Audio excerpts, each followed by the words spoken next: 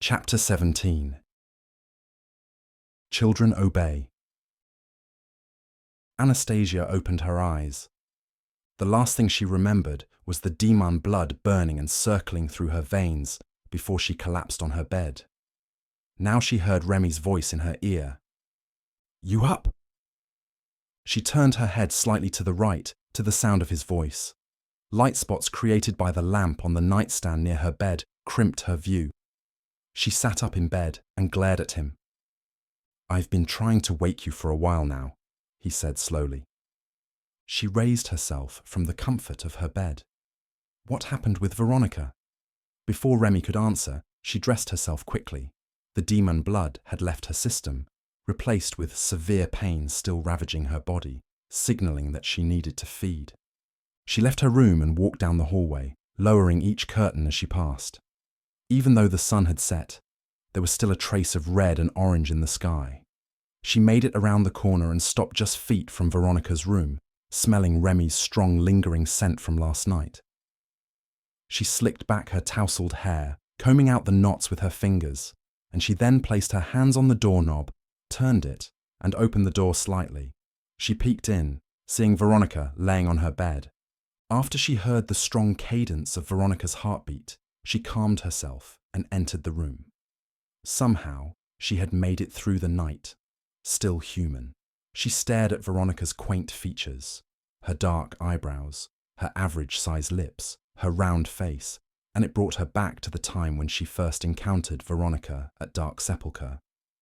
At that time, she had no deep feelings for the human, and like Remy, she found Veronica to be an attractive meal. When she learned that Veronica knew how to hide her thoughts from Deamhan, it tempted Anastasia to end her life right then and there. Veronica remained untouchable, thanks to Celine's protection, which now seemed bogus.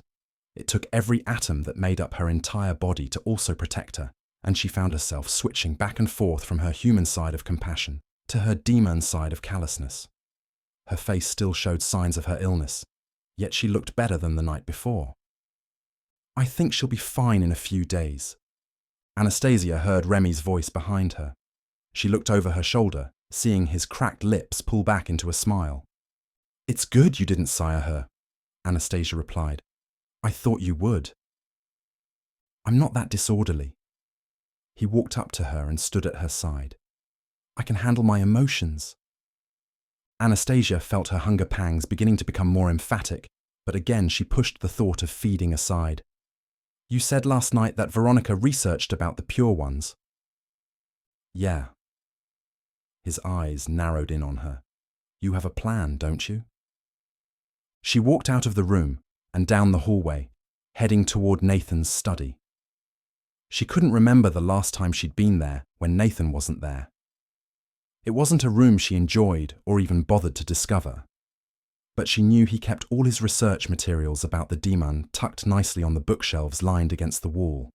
However, Veronica had made a mess, countless opened books laid on the table and on the floor. She walked over to one of the bookcases and began to read the writing on the spine of the books. Veronica scoured all those books. Remy stood in the doorway. Maybe she missed something. No, I think she covered it all. We can't kill the pure ones because they're impossible to kill. Oh, and if we did manage to do that, we end up killing ourselves as well. She immediately walked away from the bookcase. Kill ourselves. She didn't understand. Veronica told Hallie, who told me that if a pure Ramanga dies, its descendants die along with it. So if I managed to kill a pure Lamia, I'd die too. She returned to her search. There has to be something we can do. The thought about dying didn't faze her. The pure ones couldn't be this unstoppable. Everyone and everything had a weakness. She just needed to find it. Yeah, we can stop Lucius and Celine from getting the other piece of the tablet. She opened one of the books and searched it as fast as she could, but came up empty. We need to find Nathan. I'm sure he knows what's going on by now. I have a better idea. He stepped into the room. We should pack up and leave Minneapolis. She stared at him, mind-boggled at his suggestion. At least we'd be alive and far away from this city. It doesn't matter where we run. She closed the book in her grasp, and her eyes narrowed. Once they're freed, there won't be any place to hide. I'm not saying we hide. I'm saying we run. He folded his hands across his chest. I mean, if you want to stay here and try to stop it, then that's your call. I love a good dirty fight myself. But this fight, we won't win. We have to separate Lucius and Celine. She walked out of the room, heading toward the front door. Maybe they won't be as strong when they're apart. And how are you going to do that? He followed her. Celine's the weakest. She stopped by the Greek statues in the foyer. Maybe if we talk to her, she'll see the wrong in all of this. Talk? You want to talk? Confused, Remy's mouth dropped. That's your big plan? I'm not going to kill her. Why not? She opened the door and felt the cool wind waver against her cheeks, tickling them briefly. I'm all for civil conversations, but what makes you think she's going to take your word over her own makers?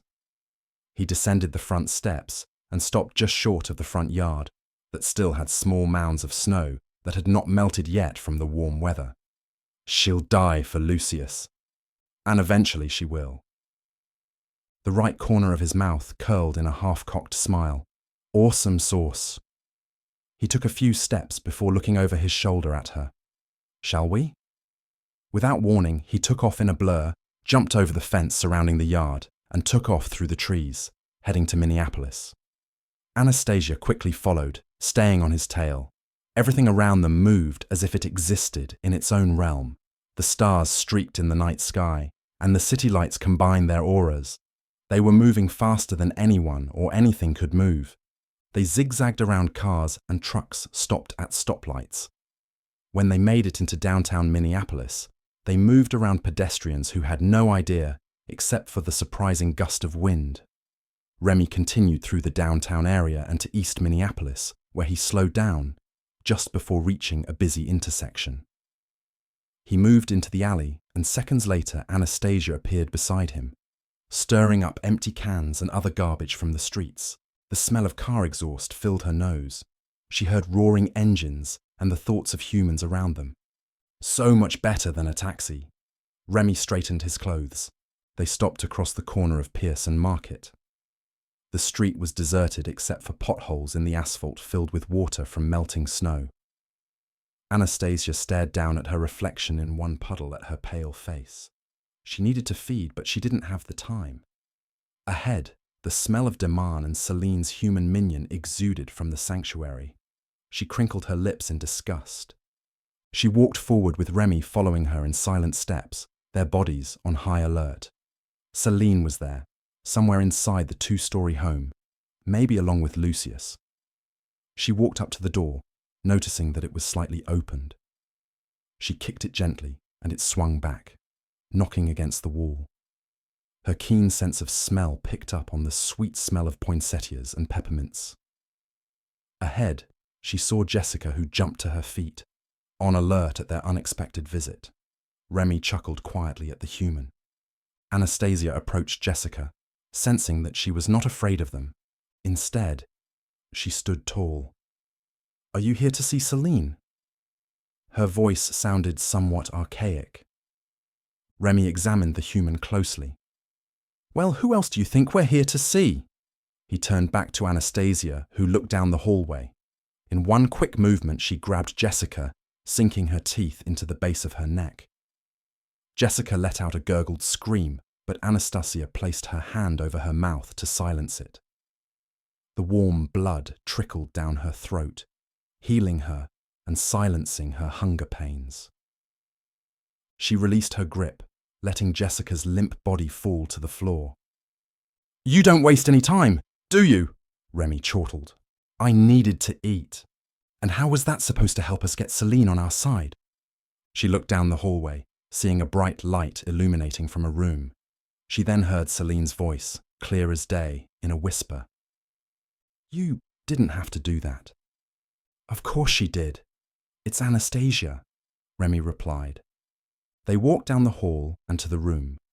They saw Celine standing near a wide open window with her back to the door, and to Anastasia's surprise, Lucius standing off to her right. The large room encompassed the length of 3 large master bedrooms. A bed was lined up against the wall with several packed suitcases on top of it.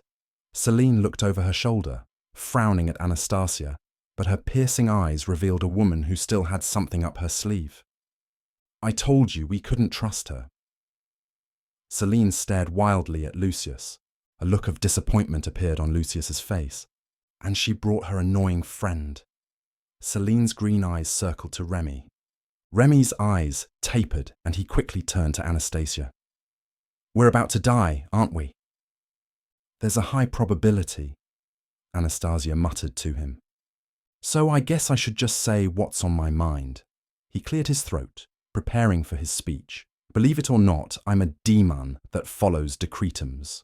He looked towards Celine. "Your decretum demands that Veronica be protected at any cost. So, yeah, whatever happened to that?" Celine's eyes narrowed in on Remy. "You need to leave. This doesn't concern you." "Hey, we're all sorry that Lucius was thrown into limbo. But what you're both trying to do now, it isn't right, and you know it," Remy said. "And what makes you think my stint in limbo was wrong?" Lucius asked him. "It was the best thing to ever happen to me." Remy burst out in laughter. "You're kidding, right?" His eyes moved to Anastasia. "He's kidding, right?" Anastasia allowed her body to tense up, and at any moment she felt that Lucius would strike Remy down in a single blow. She wanted to avoid any confrontation and hoped to sway Celine with words alone. "We don't have time for this." Lucius looked to Celine and nodded. "Go, I'll join you shortly." Anastasia didn't want Celine to leave. She would miss her opportunity to get her alone, and if she made one move to follow her, Lucius would easily manhandle her. Celine walked over to the bed and she picked up a long brown jacket with a white ruffled collar. She slid the jacket over her body and adjusted it. "You made a mistake coming here." "What makes you both think that once you release them, they'll welcome us with open arms?" "Because we are their children, Anastasia, and good children obey their parents," Celine answered. "Yes, but children don't kill their parents," Remy said. "That's what they did. They betrayed the humans who made them. They will do that to you, to me, to Anastasia, and to Lucius. They will kill everyone, mortal and immortal alike."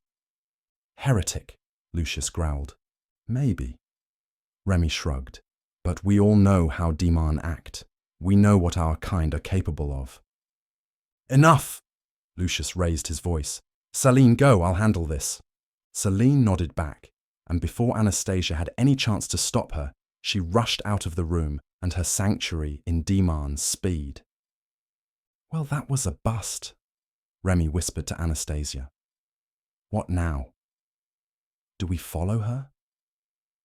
Lucius turned to them. "You're a strong demon, Anastasia. You're exactly the type we need to bring in the age of the pure ones. Don't abandon that. I don't serve anyone, including them and including you." Anastasia moved forward. "Not like this, Lucius. Not anymore." He raised his right hand calmly. "Don't fight me. You won't win." "I'm not here to fight you. I'm here to reason with you." "Well, I'm here to fight you," Remy added in a joking voice. "I still owe you for that stint you pulled on me back in Europe." Lucius took a step forward. "If that's the way you want it," he balled his right hand into a fist, "so be it." Anastasia felt a force inside her chest beginning to weigh itself down on her. Her legs quivered, and she lost her balance, falling to her knees. The pain shot up through her throat and to her brain. It wrung her ears and played with her demon senses. She'd never felt this pain before.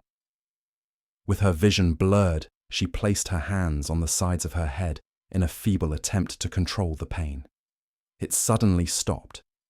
Taken aback by what he just saw, Remy stepped forward. "Wow, the Pure Ones really worked some mojo on you. Look at you." He smiled at Lucius. "I mean, Who would want to worship something like you? As fast as he could, Remy launched himself at Lucius, managing to wrap his hands around his neck. Lucius reacted just as quickly, tossing him against the wall like a rag doll. He then waved at Remy to advance again. Anastasia stood up with her Ramanga teeth fully exposed.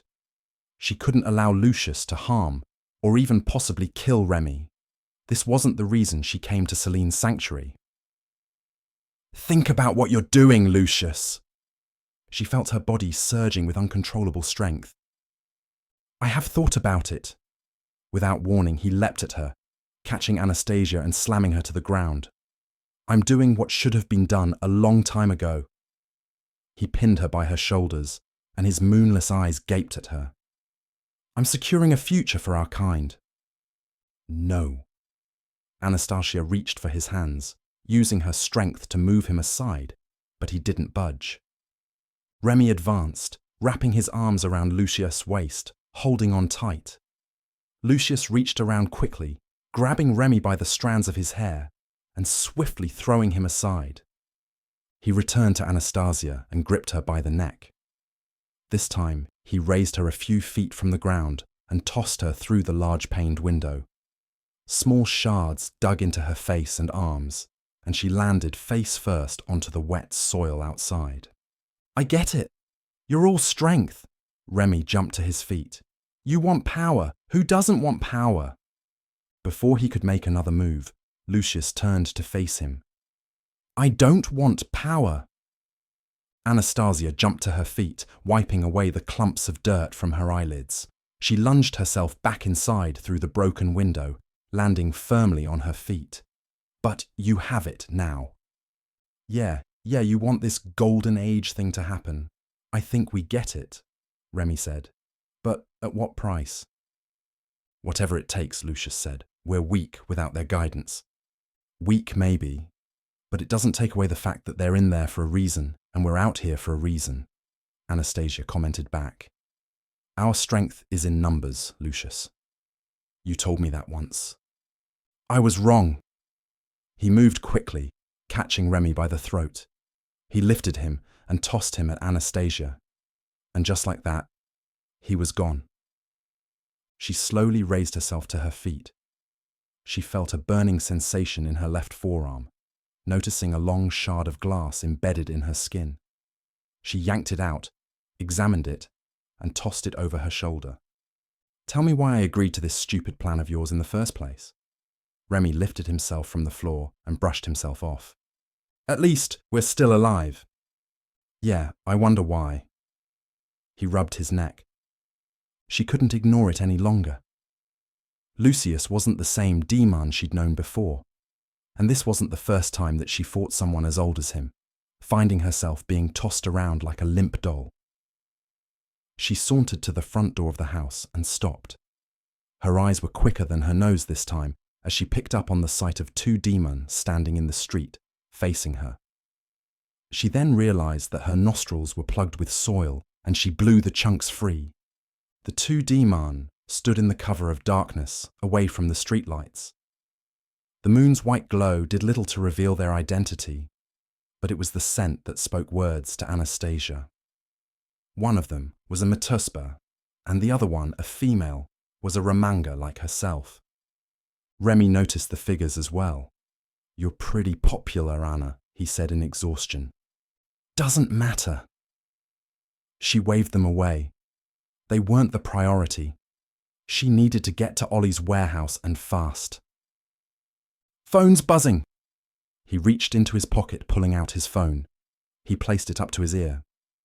Anastasia heard Hallie's panicked voice on the other line. What? Remy replied to Hallie over the phone. Slow down. What did you say? Anastasia heard Hallie's reply as clear as day. Humans had broken into Blind Bluff Manor, and she had barricaded herself with Veronica in Veronica's room. We'll be right there. He hung up the phone and he stared at Anastasia. Okay, now I'm really annoyed. I'll bet you it's the Brotherhood. You go back. Anastasia moved toward the two Deamhan standing on the street. Anastasia, the Brotherhood is at our sanctuary. He stopped her by placing himself in front of her.